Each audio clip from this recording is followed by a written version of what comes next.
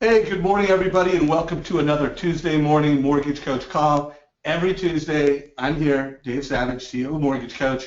I'm interviewing someone awesome. Sometimes it's a speaker, a leader. Sometimes it's a top loan officer, and today it's going to be an amazing realtor and an amazing loan officer. So I think everybody knows, but I want to just really set the table around education. At Mortgage Coach, we believe that the best loan officers are just plain old the best teachers. That's why we created the total cost analysis to help loan officers turn borrower education into a competitive advantage. Obviously, when a realtor gives you a referral and you give the client a fee worksheet, that's a transaction. Helps them understand the transaction. We want you, every time you get a referral from a realtor, to deliver advice. Why buy now? Why own versus rent? Why do FHA versus conventional? Why pay points versus no points? So that is the Mortgage Coach mission. This call, like every call, will be recorded. We have an awesome YouTube page with, I think it looks like we're getting over 8,000 views per month. So that's mortgage coaches out there learning how to use Mortgage Coach better, learning how to be better mortgage professionals, learning how to be better teachers. If you're on this call and you have not subscribed to our YouTube page, make sure you subscribe so you get the auto alerts. So this month, we've got an awesome lineup. We had former Navy SEAL Phil Black yesterday or last week. We've got Tina this week. Tina, welcome to the call. Thanks for having me here. Good. I'm looking forward to hearing some of that magic that you started sharing at Sales Mastery a few months ago and just going even deeper. Me too. Good. So I've also asked Dan Keller. Dan and Tina were both speaking at Sales Mastery about social and how to leverage social. I don't think Dan needs a whole lot of introduction, but Dan Keller, thanks for joining me on this call to help bring out the genius of what Tina's doing. Oh, yeah, I'm excited to be on this call. I've just been following her since Mastery, and it's just awesome. So buckle up. This is going to be a good show. Good deal. So hopefully some of you invited your realtors. I did want to do a shout out and give everybody a heads up. We had a little bit of a rough call last week. Phil Black went for the first 35 minutes or so, and at the 40-minute mark, the call dropped. So you might have missed Craig Strett went through how he uses Edge Live. So when we put the recording together, we made it one call. So if you missed Craig, I highly recommend all you Mortgage Coach users check it out. The way he showed how to use Mortgage Coach online, it really was the next best thing to meeting with a borrower knee-to-knee in your office. So if you missed that and you want to learn how to use Mortgage Coach Live better, check out the recording to that call. So let's get with it. So Tina, thanks for making time. I know you're an incredibly busy realtor. If you could just tell a little bit about your, what market you're in, what kind of production you use, and just kind of set the table around, why Facebook? Why are you using Facebook? And then we can get into how you're using it. Sure. Okay, so I am based in Baltimore, Maryland. I am with Keller Williams Realty, and the referrals through social media has ended up being a natural extension of what I've been doing over the last 10 years. So when I was brand new in real estate, the first thing I decided to do was to go get a coach, and I moved forward with Buffini coaching, and that was a great move for me, just with my behavioral style, my personality style, and I was 21, starting from scratch. Most of my peers were maybe renting a house, a few were buying, very few were selling. So those first couple years, I really made a huge effort to build a database. And what's interesting looking back is that it felt really slow in those first couple of years to do 5 transactions, then 10 or 12, and then get to that 20 mark, and then getting from 20 to 40 and 50. There's so many different phases to that, but looking back, it was really the basics that carried me through that entire way of just making contacts and growing the database and delivering value in a lot of different ways, which I'm going to touch on a lot in this presentation. And 2 years ago, I made a decision. I really had more business than I could handle, and I went ahead and decided to form a true team and hire multiple administrators, hire buyer specialists, and that was really what caused our business to grow exponentially. So in 2013, I did 15 million in settled volume on my own. That was me and one assistant, and that was where I was really maxing out. In 2014, we more than doubled and went to 32 million in closed transactions, which was 115 units closed. This year, we're going to end the year at about 50 million settled volume, and that will be about 165 transactions. And next year, we are forecasting being at least at 75 million, if not 80, 85, or 90. Wow. So at that volume, what's the team size? And if you could just give us a quick, kind of what either the job title or the role of the respective teammates, just so we kind of understand your practice. Yeah, so we've run a pretty efficient operation up to this point. So with this year's volume and 165 settled transactions, I handle all of the listings and run the team. We have 2 buyer specialists who were responsible for half of that volume on the buyer side. And then we have 2 full-time administrators. And then one of the administrators is a transaction coordinator from contract until closing. The other administrator runs operations, which includes all of our listing coordination, marketing, systems, HR, running the office. That's a big job. So that's the full-time team members. And then we have a lot of part-time people that help us too. It's been a really leverageable way to grow, really in an affordable way. So we have 2 people that stage houses for us part-time. They are hourly, and they do a great job. And one of our stagers is there in that photo on the right. That's Jamie. So they work hourly, and what's been great about that for me to leverage and be able to take more listings at a high level, I can go on a listing appointment, secure the business, take care of the pricing and all the things where I'm expert, and then I bring in that staging person. They go to the house and do all of the follow-up, take notes, and then it just makes it possible for me to really focus on what I call like my 20%, which generates 80% of my results, which is going on appointments, creating new business, and negotiating. We also have leveraged errand runners, I'll just mention, was a life changer for me personally. Running the business, at a very reasonable hourly rate. We have people that hang signs, deliver lock boxes, drop off brochures. There are so many things in our industry that I would classify as a time suck, and we've become really purposeful about leveraging everything possible that doesn't require a real estate license, so that not just me, but my staff are in the office and not running around town spending 2 hours out of their day just driving for something that somebody could do for like $12 an hour. Love it. Love it. So everybody on this call, you notice this call is we're just here to share what Tina's doing, what Dan's doing, how they're leveraging social. So I'm going to go from slides to Facebook to handing it off to Tina to walk through some of the slides that she shared at Sales Mastery. And Dan is remote. So first of all, I think most of you don't need an introduction for Dan Keller because I've interviewed Dan so many times over the past, what has it been, 3 years, Dan, since I saw you speak at Sales Mastery? And you've always been a mortgage coach user, but you've become a real powerful teacher. Has it been 3 or 4 years? Well, I think it was 2013. So yeah, October 2013. Nice.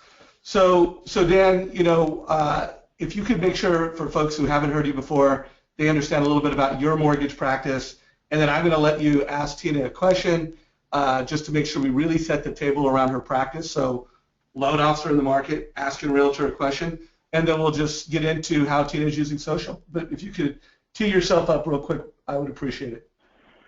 Yeah. I mean, I think the what I talked about at Mastery a few years ago was I was new in the industry in 2009. Really didn't know how to really get started. I was getting clobbered by experienced loan officers, but what I found out is that loan officers and realtors alike were not on the internet. So I put a lot of focus on internet marketing, specifically social was really taken off at that time, and have just, I don't want to say become a pro at it because I don't think you can be a pro. It changes so much, but when you're in that space, you kind of understand it. So, in the meantime, I've just grown as a loan rep, and obviously have just followed some really great people outside of our industry that leverage social media. And so, and here I'll give you a great example. So this last year is 2015. I went through something that, it's tough for any loan rep or real estate agent to have to deal with when you move companies. And, it was extremely difficult on my business. But here's the thing, social media really helped me get across that message that, hey, I'm running a mortgage practice. The success, a big part of my success is based off of the institution that I'm aligned with. And I got such a great response from past clients, from real estate agents, because I kind of told that story of how basically I rebuilt my entire team. Found the bank that I could rebuild and grow with. And I know Tina did the same. Tina, you just merged with, or you transitioned over to K-Dub, right? Yeah, 3 months ago. Yeah.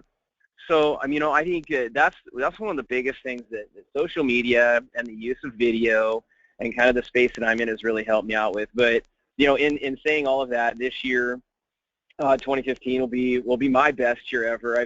We'll help over 128 families purchase real estate, and building a team is difficult, and I finally got the right team, and I think next year is just going to be a phenomenal year. Awesome. So we've got two folks. Tina is helping 165 families find a home, sell a home. Dan has helped over 120 this year, finance a home. They've got that figured out. They're delivering transactions, they're creating experiences, and they're both using online social media in intelligent ways. So Tina, I don't know at this point whether you'd like me to share some of the, walk through some of the slides that you sent me in pictures recently, or whether you'd like me to give you the screen and have you walk through. But I think we're kind of at a transition point where I'd like to, get everybody to have a feel for, how you use Facebook, how you use social to communicate with families and help families, increase wealth through real estate. So would you like me to share it with you, or would you like for me to just kind of share what you forwarded me? Well, why don't we walk through my sales mastery slides first and use that as a foundation, and then we can dive into the new slides and get into some more details and what I'm doing currently. Love it. I have passed the baton to you, so just click on your desktop and I'll let you know when we see it. And why don't you walk through the sales? And folks, just to set the table, this is what Tina flew out, spent the entire trip at Sales Mastery. I was fortunate enough that she was introduced to me by Bill Hart. Bill called me up saying, hey, Dave, I've got a favor. I've got this realtor that's going to be speaking. She doesn't know anybody. We show her around. I mean, little did I know that Bill was doing me a favor by introducing her to me. I got to, introduce her to a lot of top mortgage professionals, and then she delivered massive value for the stage of Sales Mastery. And what she's going to walk us through was, you had about 15 or 20 minutes to share this from stage? Absolutely. Yep. So let's rock it out, and then we'll go from there. Perfect. Okay. So I'll start this by saying that I've been using Facebook for 10 years. I was a pretty early adopter back when it was just open to people at specific colleges. So I've used it a lot of different ways, and there's been a really interesting progression with just my personal use of it, how the platform has changed. And I think for me, what has worked well relative to some other real estate and mortgage professionals I see is that I think I found a way to weave in who I am as a person and not have it be all business, because I tend to unfollow people who are just making noise and just promoting open houses or the same message over and over again, or every single time they list a house, they not only do they slap a picture up, but maybe it's not a good picture or there isn't a good description. So there's this really interesting mix of being a really great marketer, being smart about what people really want to see, and then also being interesting as a person and sharing yourself and being really authentic. So what's just developed for me naturally, and what, as I saw it start to work, I've leaned into it more and more over the last couple of years, is weaving that all together in a package, if you will, where people get to know me through my Facebook account. And I think the thing that's cool about Facebook is if you friend someone and pull up their profile, you can kind of get their whole world in about 30 or 60 seconds. A quick skim of their about page, their main photos? What are they posting about? What's their tone? Is it positive, negative? What are they interested in? And you can really get someone quickly. So what I've come to understand for my own Facebook is really thinking about it like a website or anything else, where what goes on it is pretty controlled. I'm thinking about it, and it is part of marketing who I am as a person. So it's important to pay attention to it, in my opinion, and really curate the messages that are coming across. So before I went to Sales Mastery, I was preparing this presentation, and I was curious to get direct from the people of Facebook, why were they following me, and why were they interested in what I was posting? So on this first slide, you'll see there were a couple words that came up over and over again from the people that responded to that status update. But I just asked, like, how would you describe me? Why are you following? And it touches on the things that I've said. The word that people used the most was consistent. So that was interesting. I'm on Facebook a lot. I average between 1 to 2 hours a day, looking at it in between things all day. It's honestly probably the first thing I look at in the morning before my email a lot of the time. It's one of the last things I look at night, and it's something where I'll get into this a little bit further into the presentation, but I'm really keeping tabs on what's going on with other people so I can stay connected to them. But also, since I'm on it regularly, I am posting daily, sometimes twice a day, sometimes I miss a day, but I would say that my rhythm that works well is typically about once a day, and it's not always business. It's probably 20 to 30% business. And I will say there's an interesting thing that I've noticed. If I do too many business posts in a row, the likes and the interest go way down. So I have seen firsthand that it's really important to have a healthy mix of content, or people get bored and move on.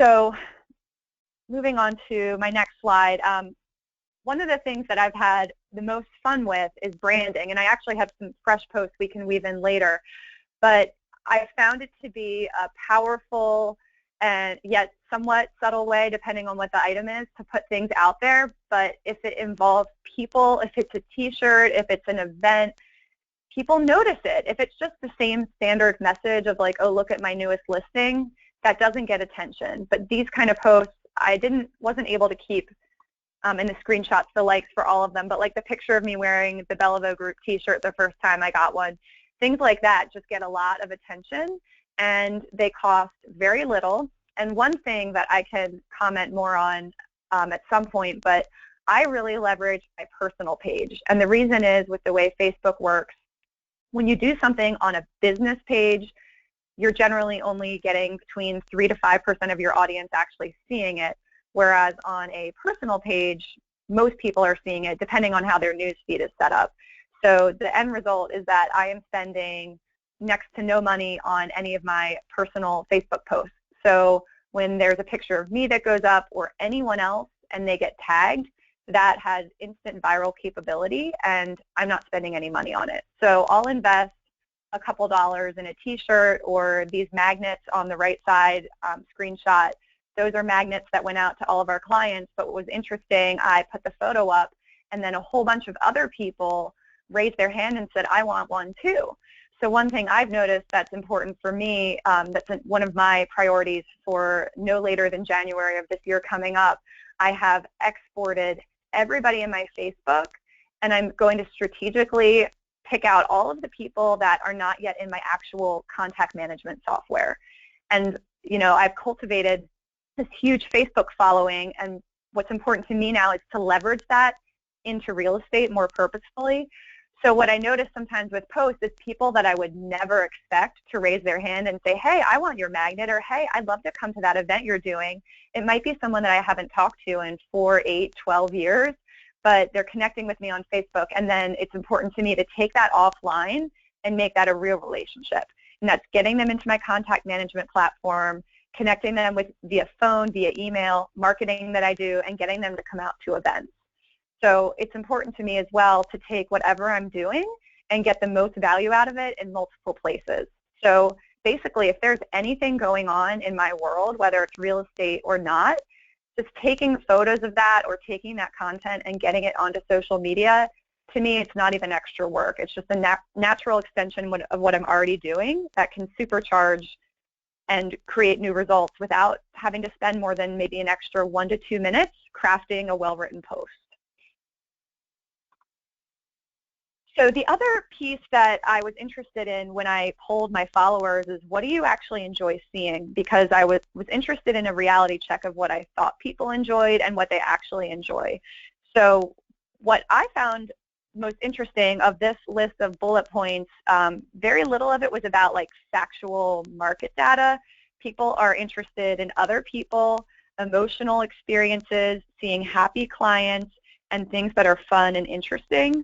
So again, I think it can be a little bit of a mistake if you're going with a more personal referral building strategy on social media to be all business, all about just like market information, because I do find those posts don't really get a lot of traction. So I have some other examples of these posts that I think we'll be skipping to here. Yeah, so one thing that I already touched on that's an easy way to go viral without spending anything at all, as a matter of fact, is posting settlement photos or any photo you can get of a client at a showing, a walkthrough, a listing appointment. I do think it's important to get the person's buy-in before posting their photo on Facebook. I have learned to do that every time. But whether you're posting it on your business page or on your personal page, as long as you tag the people, you're getting that free exposure where you don't have to pay to have your post viewable if you're doing it through your page. And then what's important to me is I have a pretty strong formatted template of how I want all of these posts to go. So I always want to share the good news, any number quantifiable results. So the one on the left, sold a house in 48 hours for 100% of the listing price. Here's what it sold for. And then always having a call to action at the end. So not all of these fit that template, and I've also been working on training my team when they do some of the business posts as well to follow that template. So making sure there's an email address, a phone number, and a reason for people to call. So these are some of my favorite posts to do. People love the key. A lot of people have asked me where we got the key, and we did buy it at HomeGoods. So it's not something that's there all the time, but I understand that some people have found it on Etsy or Googling, but it's just, again, trying to be fun and interesting and a little bit different. And our buyer agents just bring the key to either the closing or the final walkthrough, get the photo, and it's part of a system and a process that we do pretty much every time, unless people just don't want their picture on Facebook. These are a couple of the other things that by the way, Tina, real quick, yeah. What percentage of the time do people not, you ask them if you can show them on Facebook and they say no? Just give us a feel for that. 10% at most. It's just the most private people or people that just don't get social media, but it's rarely an issue. And we have enough clients that we have plenty of content all the time. And what percentage of your clients are relatively active on Facebook? When you think of all the 165 families that you served, what percentage of them are active?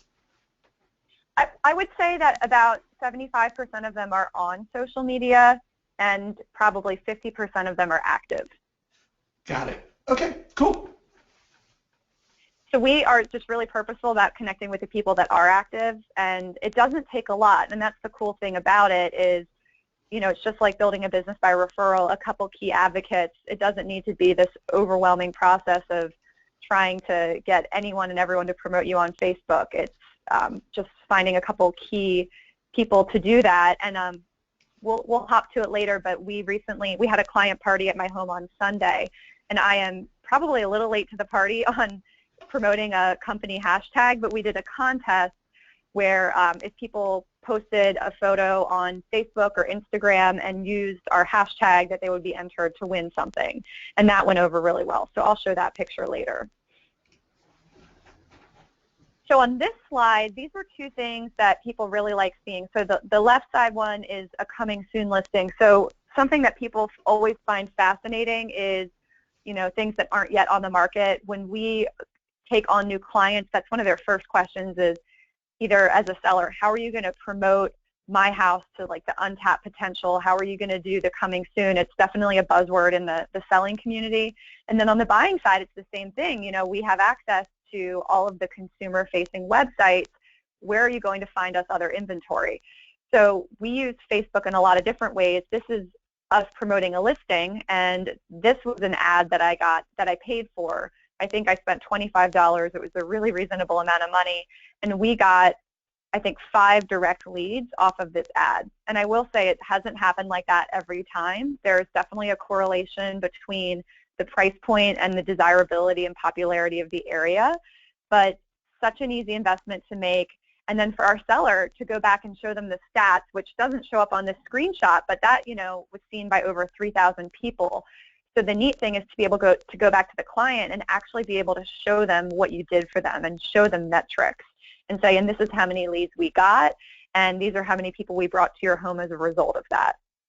So that's a great one. And then on the right side is one of the most popular things that we do. You'll see in the bottom right-hand corner, there were 78 guesses on this guess the list price, and there were people on that list who I have not spoken to in a very long time. And it's fascinating to kind of get those little hints of the fact that people are monitoring social media, even if they never like or comment, and then suddenly they'll pop up out of nowhere. So I've learned to really not count anyone or anything out, because you just never know when they're going to choose to engage with you out of nowhere.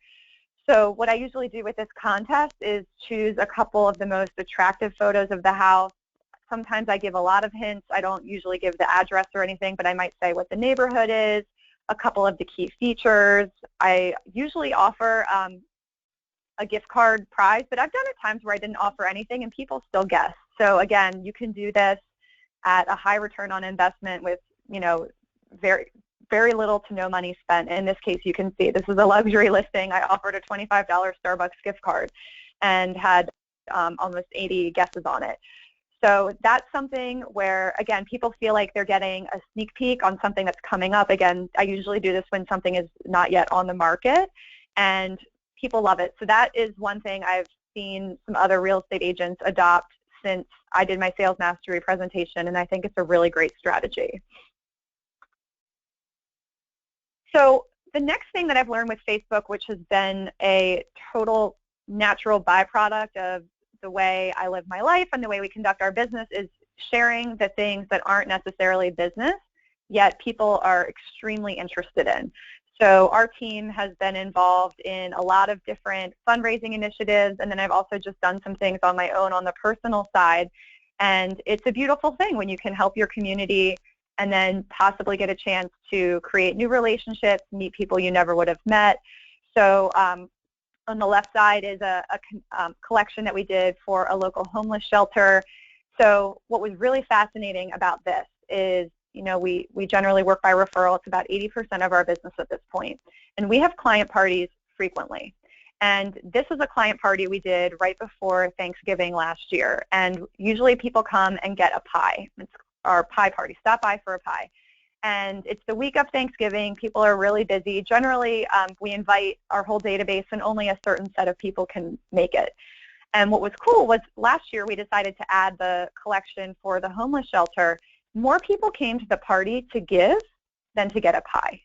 And that's when I really realized that we could cultivate that in our strategy for events moving forward, get better attendance, engage people in what they care about, do wonderful things, have fun, get a chance to see them. And what's fun for us at the client parties is you go to closing with a buyer that you haven't seen in 3 years, and getting them to come out to parties and do things that are different and switching it up has been really powerful for us, because it does bring that relationship back. Because if you aren't seeing someone, even if you're engaged a little bit on social media, it's just not the same. So the community service element, we really leveraged this year. On the right side screenshot, this is a fundraiser we did. Really cool, actually, for the National Kidney Foundation. It was called Toss Your Boss. I got to rappel off the side of a hotel in downtown Baltimore.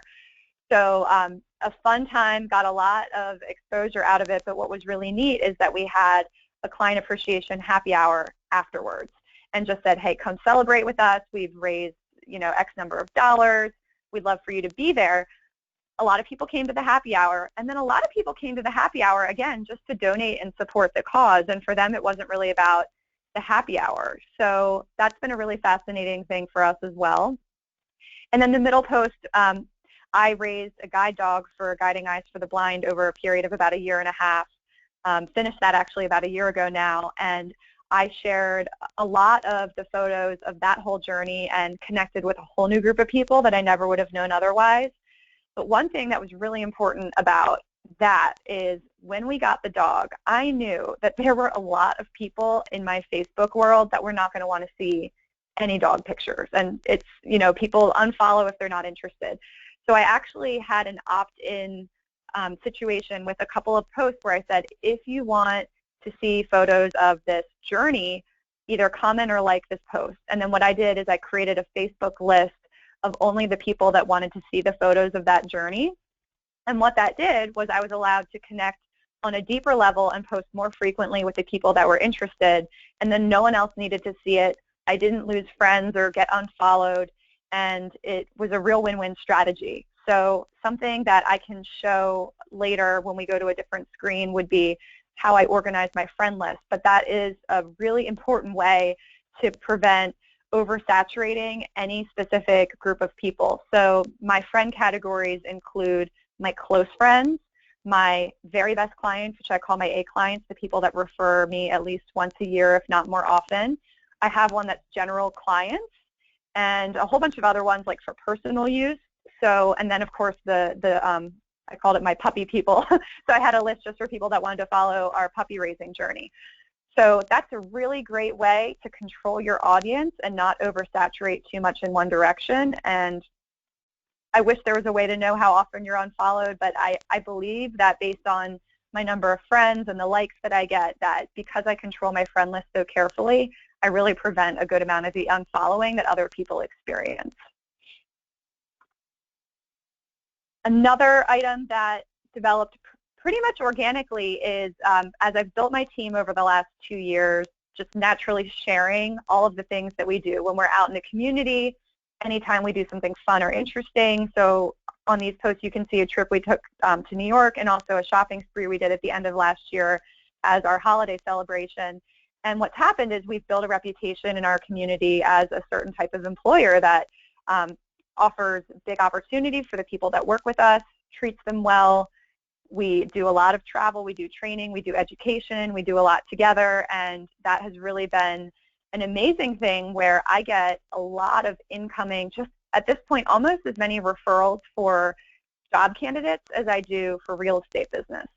So most of the people on our team have come to us by referral or an introduction through someone that we know, and it's been a really great way to build a quality team and not struggle like I did prior to the last 2 years when it's a lot of work to find good candidates. As Dan alluded to, building a team is not exactly an easy task, and there's some trial and error there, but having a good candidate pool is the most important thing to start that process. So I continue to post anything I can on Facebook, and people say it to me all the time when they run into me in person. They say, I see how much fun your team has. It seems like you're having fun. I love seeing your success. People really respond to positivity and not being inauthentic, because I think that's a whole different way to be on Facebook, but being authentic and in a positive way, not complaining, not getting into topics that are not appropriate for public discourse, and maintaining relationships that way. A couple other things here. On the left side, we've got just a picture of moving boxes. This is something that we gift our clients with. A lot of people contacted me about this after Sales Mastery. I could pull up the name if anyone wants to get it later, but we did use a local vendor that printed our logo on the boxes. I believe the cost for us was about $5 per box. So it's part of our closing process. When a property goes under contract, our transaction coordinator makes a calendar note and basically prompts us at a midpoint a couple weeks into the under contract process to go to the house of the buyer or the seller, as long as they need boxes, and drop off moving boxes with them and have an in-person touch to solidify the relationship. That midpoint is usually a really stressful time in the transaction. You're navigating a home inspection, an appraisal, they're packing, they're moving, there's a lot of stress. So we found it to be really important to get the relationship stronger and stronger through the under contract process versus disappearing on them. So this has been something where It's that perfect marriage of marketing, but also a system that's a customer service system and a relationship building system, and making sure we're getting those touches in while we're under contract. We've also found that that period of being under contract is a really hot time for people to be giving referrals. All they're thinking about is house buying or house selling. They're talking about it with people everywhere they go. The referral potential is so much higher that we're really purposeful about having these touches and asking for the business and basically striking while the iron is hot.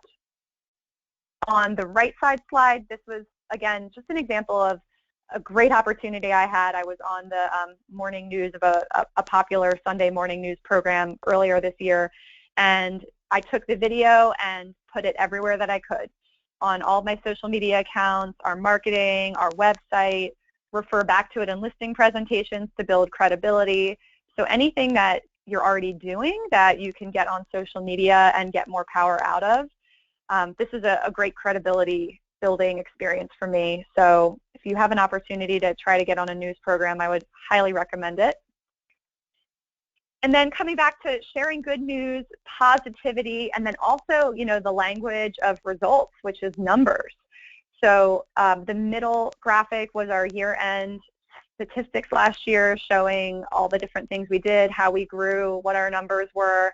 That's, again, a compelling image that we created and put in a lot of different places. So something like that I would highly recommend if you've grown or have achieved anything. People love to cheer people on and to see people succeed. So things like that are really natural. On the right side, you can see one of our buyer specialists, Kim Lally. Her growth is pretty ridiculous. Before she joined our team, she sold 13 homes and did just under $3 million in settled volume in a year. This year, and this is kind of at a midpoint year, she joined our team mid last year. She sold 45 homes and reached almost 12 million in settled volume. That graphic right there has been one of the best recruiting pieces that I could have ever done. And it's real, it's fact, and it's nothing that needs to be, I don't even see it as a brag. To me, it's just that language of results, and people definitely respond to that. And then, again, just sharing any other good news within our team. We get all of our administrators licensed as quickly as we can. We like to be able to deliver a really high level of service to our clients, so that if they're talking to our transaction coordinator or listing coordinator, they can have complete confidence that the people they're talking to are just as knowledgeable as the sales team. Again, coming back to success stories, and I don't know how much this would apply in the mortgage world, but we have put a heavy emphasis on farming and marketing in a given zip code that is the community that I live in. So whenever I sell anything in my target market, I always make it a point to make sure that that gets on Facebook. I'm at a point where, we have several closings a month, if not a week, and it does not make sense to post everything every time. I view that as oversaturation, but I always make sure that the message gets out as far as what's really important for people to know about. And in my mind, it's seeing the higher price points, the target market that we're going after, my community, my neighbors, I want them to see. So that's what those two posts are about.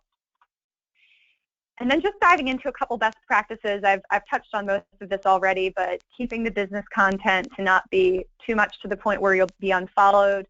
My personal philosophy is sharing your real life is much more interesting to people than just seeing one side of you, getting to understand the whole person. That's what I find fun about Facebook, and actually hopping onto someone's profile and knowing more about them and building a relationship off of that. If you're building a relationship referral-based business, it is such a powerful tool. I honestly can't imagine what my business would be like without it.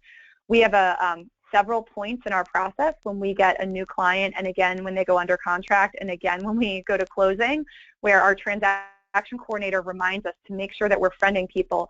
Facebook is first priority. We do connect with people on LinkedIn if they're on there, as well as Instagram. Some people are on different ones, so those are the three that I check and where I'm active and therefore want to connect with people. But we, again, have a system around that. And, it's very simple. If you want a tip from what to implement today, step one, I would clean up your profile and make sure it's that marketing piece of what you want to put out there. And then just print a list of everyone you've worked with over the last couple of years and friend them on Facebook. and go from there, and then do a couple touch points. And then what I'm going to do is actually the reverse of that, is taking everyone from my Facebook list, and there is a way to download your entire friends list, including people you have unfollowed, defriended, anyone you've ever been friends with. You can download that data and then take that and put them in your database. So that's a simple way to implement and get connected with people. And again, I'm all about keeping it positive, neutral, nothing polarizing. But the thing that I think I love more than almost anything about Facebook is the clients of ours, about that 50% mark, that are active and share on Facebook. I get to see when they get engaged, when they get married, when a loved one passed away, when a pet passes away, so many different life events. If I see anything, particularly for an A or A+ client, I take it offline. And depending on what the situation is, I might call them, I might just write them a text message. If an A client experiences anything major, we typically send flowers, handwritten note card. You know, it's really the cost of the card and the stamp and a little bit of time. And if you feel like you're busy and don't know how you could picture doing that, I leverage all of my note cards. So we have a part-time person with really nice handwriting, and I'll just shoot her an email, and everyone's in our database already, and I'll say, hey, John and Julia just had a baby. Can you please send them the blue card? And she has a template of what she says, and we send the notes out, and it is noticed. And there are people that take pictures of cards right on my Facebook wall. They upload pictures of the flowers that we send them and say thank you. And it's not really about that. For me, it's really just letting them know that I do care, and that I'm grateful to even know what's going on with them. And then that beautiful thing happens where sometimes some promotion comes out of it too. So I feel like if your heart's in the right place, people see that and respond to it. And honestly, if my Facebook shut down tomorrow, I don't know what I would do. So I've said a lot. Do you all have anything you want to add or questions you want to ask? Well, we do definitely have questions. The questions have flooded in on GoToMeeting, so we are going to get to those. I know you do have one more slide, and then I'm going to have Dan share a couple lender best practices, and then we'll get to as many questions as we wrap up. So I'm going to go ahead and show the last slide. Why don't you walk through that, and then Dan, be ready to rock it out and share your post, and then we'll both start asking Tina questions. Great. So I'll just touch on this. I did mention using the friend list. So right there are some suggested items. So one thing, just a tip I'll say, sometimes there's just something I want to share. Maybe it isn't super positive, or maybe it's the millionth picture of like something personal that people don't want to see. My close friends feed I use all the time, and that's where I just post things that I don't want to put out to my whole client database. So that's a great way to kind of keep your Facebook feeling like you can still use it and enjoy it, because I feel like some people resist to mixing clients with their actual Facebook account because it can kind of take away feeling like you can express yourself. So close friends is a great way to do that, and then you can categorize your clients a lot of different ways, and that's something I highly recommend. You basically would want to sit down at a desktop version of Facebook and go through the friend listing process, which probably would take a half hour at most. It's just a matter of getting it done. And then another thing, if you experience any call reluctance and you just don't know what to say but need to call people to lead generate, great tip is to hop on their Facebook profile before connecting and just find something to ask them about. And I'm going to stop there. All right. So Tina, you've been awesome. I mean, first of all, I so appreciate your transparency. I mean, it's so clear why you're so successful. Like I said, we do have a lot of questions. Couple things before I bring Dan in. I love how Tina opened it up. She just said, what's cool about Facebook is that you can look someone up and learn a lot about them in 1 minute. And by the way, folks, that's a great thing. And that can also be a bad thing, depending on what your Facebook looks like. So one thing that's clear to me is that Tina does a great job of telling her story personally and professionally in an interesting and likable way. And then I would go one step further. She does it in a way that's actually valuable and it's entertaining. So, I mean, that's not something everybody can do. So, one thought, and Dan, I'm going to bring you in, share a post, and I'd like your thoughts on this for mortgage professionals. I do believe everybody needs an online presence. You know, LinkedIn, Facebook, whatever your passion is, it needs to be professional. And whatever your personal brand is, it should be likable. Now, not everybody should be incredibly active and share that, because if that's not a gift, if that's not something you're really good at personally, it may not be play well to you. And I am going to get to some of the questions. A lot of people are like, should I hire someone to do Facebook posts? No. You know, again, my personal opinion, if it's not authentic, if it's not you, it's probably not going to be that valuable, and it could probably hurt you more than it can help you. So Dan, again, I've never heard you be so silent on a call before, but Tina just rocked it out. Anything you want to say before we start going through some of your posts? No, I mean, she's doing 2 sheets of notes here. I think the biggest thing that I would want to agree, and before I even talked about anything else, I'd want to agree with you and Tina right off the bat, is that your profile is so big. If you guys can if all the listeners can take one thing from this call, the first thing you do, and it doesn't take long, just sit down tonight, look at Tina's, maybe look at my profile. But that is, I've looked at research on social media, and that's the first place that somebody doesn't know you, or even if they do know you or they're reconnecting with you, that's the first place they're going. They're going to go to your profile, and then the second, they're going to go to your pictures. So choose carefully, obviously, what you put for your profile, what you write for your profile, and then choose carefully, like Tina was saying too, what you post.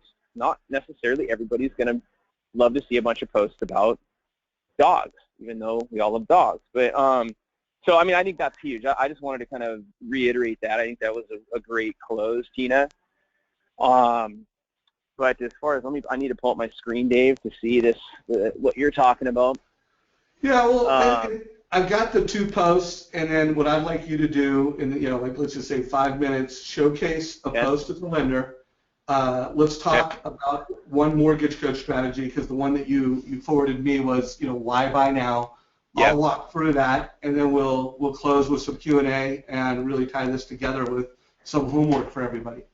Go ahead. Well, yeah. So I mean, this your screen right now, I mean, this is huge. So this is a little bit different than Tina. This is a boosted post. So this is on my business page, but I want you to look down at the bottom left. 5,600, almost 5,700 views in a matter of a 4-day period.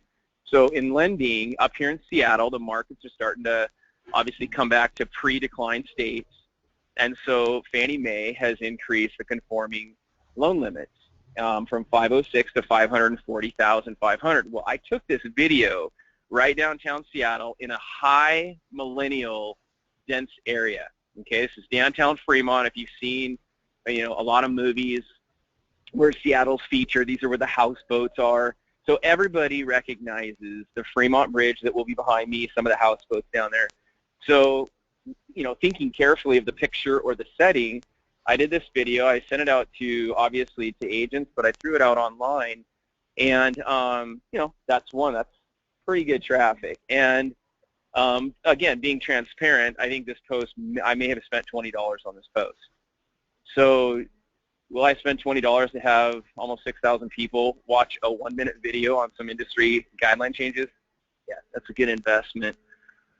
The second one is, this is kind of how I'm using Mortgage Coach. Obviously, I'm a huge fan. Mortgage Coach has changed how I originate mortgages and how I teach and eventually sell mortgages. This is one that just, I read a Forbes article, Dave, while I was working out, man. I think I was on the treadmill and was cooling down and saw an article, and I opened it and I read it, and I was like, I need to do a Mortgage Coach TCA on the cost of waiting, and because people have questions. What if I wait? I hear rates. The number one question I get right now is, I heard the Fed's raising rates. What are interest rates going to be this year? So kind of explaining that whole thing with the Fed and how mortgage rates move a little bit differently than indirectly from the Fed. But so I, with a hat on and my workout shirt on, I just right there on the spot did a short video and sent it out. And I got really great feedback from this video as well, and a lot of shares. I think there was like 4 or 5 shares. That was organic. That was just on my personal page. So I agree with Tina. Everything can't be real estate and mortgage on your personal page. You'll see your likes decline if you do that. Trust me, I've tested that. But I will be careful when I do post business-related items, and they'll be like that. It'll be a report where there's a lot of substance and a lot of value. Well, so folks, and I hope, to me, big takeaways, I have a couple goals. That everybody's more intentional around how you're leveraging social. At the end of the day, social is CRM for your friends. And let's face it, when we can go from, transaction to client to friend, it's a better relationship. Life's more fun. We do more business. From a mortgage coach, everybody on this call, you are a mortgage coach. I want you guys to be leveraging Mortgage Coach Mobile more strategically with your agents. And I would love, and not because I would want this for you, it's because out of the 10,000 users that we have, when I get success stories forwarded to me, which we get into our organization daily, people saying how great Mortgage Coach is, it's usually because of a mobile or a video or something that impacted an agent and a buyer. So my hope is that you're gonna be more intentional about it. And then you're going to share Mortgage Coach from mobile to mobile. You're going to forward that to a client. Again, if you're on this call and you're not sure exactly what I'm talking about because you haven't done it, one, we have a video. That it's how to turn your mobile phone into your number one teaching and presentation tool. Watch that video or come to our Wednesday training. So we will put that in the chat in the GoToMeeting. That'll be there in just a minute. Because at the end of the day, we want to help families that when they get into debt, they're making an informed decision on how to leverage their mortgage and how to use their mortgage to build wealth with real estate. Whether that's you forwarding a link, whether that's you sitting down with the client, whether it's out in public, whether it's in your office, doesn't matter to us. Whatever your mortgage practice is, whatever's tailored to the client or the agent, we want you to do that. So Tina, you and I have been building a relationship since we met in Sales Mastery. If you could just, from a realtor's perspective, and obviously you're a realtor that is leveraging social, you're leveraging technology. I don't know all the ways that you're leveraging mobile. If you could provide any feedback you have to mortgage coach leaders out here on how they should be using this and how it would be valuable to you. Anything come to mind? Yeah, mobile is huge. I can't tell you how many times I'm with someone and they're like, and what would the payment be? And what would the down payment be? And then I'm getting out my little calculator and running the numbers. And I, it's not a great idea for me to be doing that. And I'll do it for people in a pinch and say, but you should call. So anything where something can be shared with a buyer in the field so they can get that real-time, really easy to understand visual, just like we're looking at on the screen right now, that's what people are looking for. So I think it's just leveraging and using what you're offering and making sure the clients are using it in the field, especially, showing houses or being a listing agent in an open house and just being able to answer those questions and have those easy to understand graphics and consulting people and coaching them into making the right decision. And that's what I'm looking for in my mortgage professionals, and making sure that our clients are crystal clear on their numbers so that we can focus on doing our job around everything but that. Love it. Love it. So Mortgage Coach members, hopefully this is resonating. I am going to start getting into some questions. Before I do that, Tina, I know when you and I were doing prep for this, you're using Facebook. If you could highlight how you're using Instagram and kind of what your goals are for 2016 around Instagram. I mean, that's something where we're experimenting with it right now. We do have a Mortgage Coach Instagram page, but if you wouldn't mind sharing your vision and mission with Instagram, what are you planning to do in 2016? That would be great. Yeah, and are you able to pull up okay, perfect. So I actually had my Instagram account on private until, on the private setting until Sales Mastery. So it was kind of my final frontier of privacy, and then I realized that I just needed to get over it and share more of my life via Instagram. So I'm still in a testing phase. Wouldn't say I'm a guru of it by any stretch, but I would say it's pretty similar to my Facebook strategy. One thing that's different is I try really hard to not post the same thing both places, because that is the quickest reason for me to unfollow someone. If they're just shooting every photo they take on Instagram right over to Facebook with that automatic capability, I unfollow them either one or both places because I get tired of seeing the same thing. So you have to be, in my opinion, a little more creative and find different things to share or just split it up differently. So you can see there's a lot of dogs, clearly, but just a lot of different aspects of my life. I'm a little bit more uninhibited on Instagram. I'll post things I might not post somewhere else, a little bit funnier. It just feels more private than Facebook. It's not so searchable.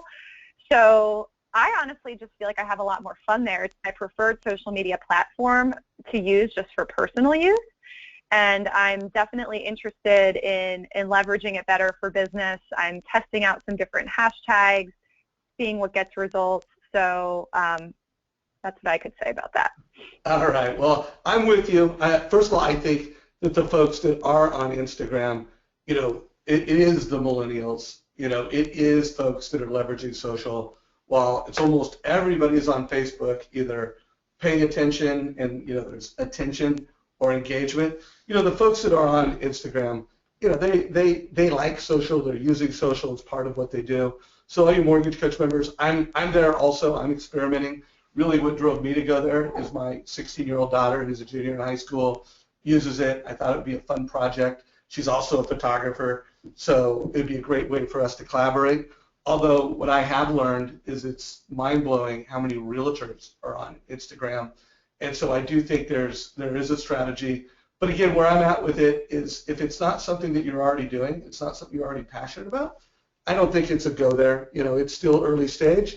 But if it is something that you're passionate about and you use it personally, I think get a business strategy around it. And I think it is just as simple as starting to have some fun with it.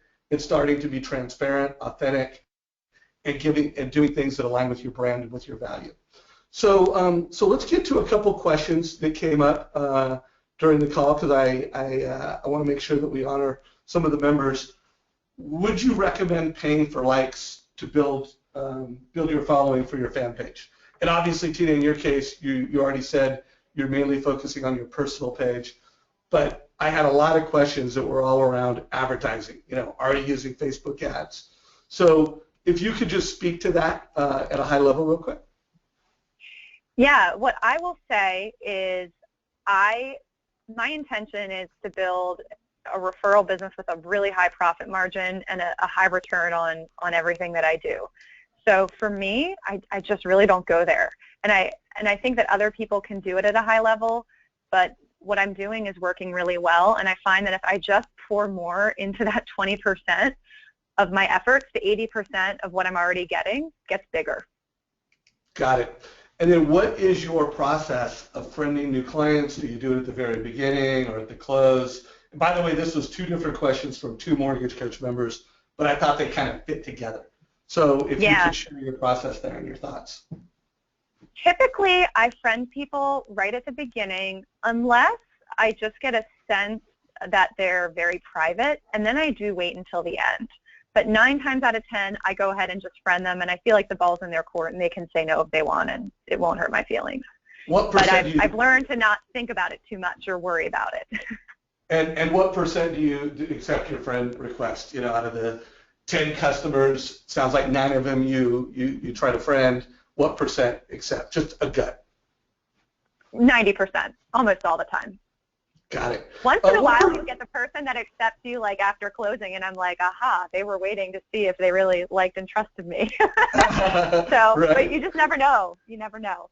What percentage of your clients are millennials versus boomers, just to get a feel for, how young your clientele is? I would say about 40 to 50% are in the under 32 millennial set. And then the rest kind of a mix of Gen X and baby boomers? Correct. And do you feel that they get as much value and it helps you as much with Facebook as it does with millennials? Or do you feel like there's a 2x value with the millennial customer?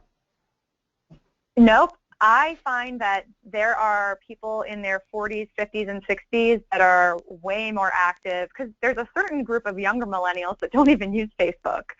So, you don't need to think like, oh, if you're maybe an older real estate or mortgage professional and you're like, this isn't even my demographic, you'd be shocked by how many people in the 40 to 60 age range are using Facebook and checking it way more frequently than the younger set. So I think it's a great tool regardless of the age of your target market. I love it. So, hey, this has been a fantastic call. I recommend Mortgage Coach members, put a thank you out to Tina. We are here at Mortgage Coach. We're trying to deliver more value than ever to realtors. As many of you know, we've got our My Nest project that we're experimenting with. Tina, I know you've played around with My Nest, and you're giving us some ideas to make it better. Any comments on My Nest before we wrap up today's call, at least from your perspective and how you've been using it? Yeah, so the way I've been using it up till now, since I'm the listing agent on my team, what I like doing is using it when I walk through a house. I can take photos of each room, organize it in the app, and then I can share it with my team members and pre-market just to my own buyer specialists, and then to my database, other real estate agents. There's that shareable link. So it's a great way to market. It's a really awesome tool. Cool. Well, we have not released this. While you can all play with it, you can go download it. If you want to get on the list to become a My Nest Mortgage Coach user, email mynest@mortgagecoach.com. Also, if you haven't already, we are in the process of bringing it to market with Steve Harney, and Steve and I did a webinar a couple months ago, and it's 30 minutes, really talks about what our vision is, what we're doing there. Also, I'm going to have Steve Harney as my guest next week. So Steve Harney is going to be sharing some business builders ideas. So a couple things. If you are on Instagram, make sure you connect with us at Mortgage Coach. Make sure if you don't know how to use Edge Live, you don't know how to share with your mobile app, come to our Wednesday call for mobile conversations. Come to our Thursday calls. Dan Keller laid out a great strategy. Why buy now? So program 1 is buying now. Program 2 is rates go up, values go up. How does that net out? Every time a realtor gives you a referral, you should be giving them why buy now. If it's a first-time home buyer, it should be a rent versus own to create urgency. And if it's a move-up buyer, in addition to the pre-qual, help the realtor, and by the way, help the family build wealth with real estate by making informed mortgage decisions. So hopefully this was a valuable call for everyone. Hopefully you join us next Tuesday with Steve Harney. He's going to provide tremendous insight that will help you be a better teacher, a better educator to families. So Tina, any last words of wisdom you want to provide to the Mortgage Coach community as we wrap up today's call? I just want to thank everyone for the friend requests, the follows, the questions. It's really fun to talk about this. So don't hesitate to follow me on my Facebook personal profile, and you'll see everything I put out there on the public setting. And yeah, I just welcome follow-up questions from anyone in the future. Beautiful. And then Dan Keller, you get the final words. Thank you for calling in from Disneyland while on a personal trip with your family. Any last thoughts as we wrap up today's call? You got it. One little takeaway. So yeah, I am down here at Disneyland, just like what Tina was talking about. One of my top clients had a birthday yesterday, and right there from Main Street, shot a 6-second video. Hey, happy birthday from from Disneyland, one of the happiest places on earth. Wishing you a happy day. So just thinking outside the box like that. Just be yourself, be authentic, and do things like that. And your clients they're gonna really appreciate that big time.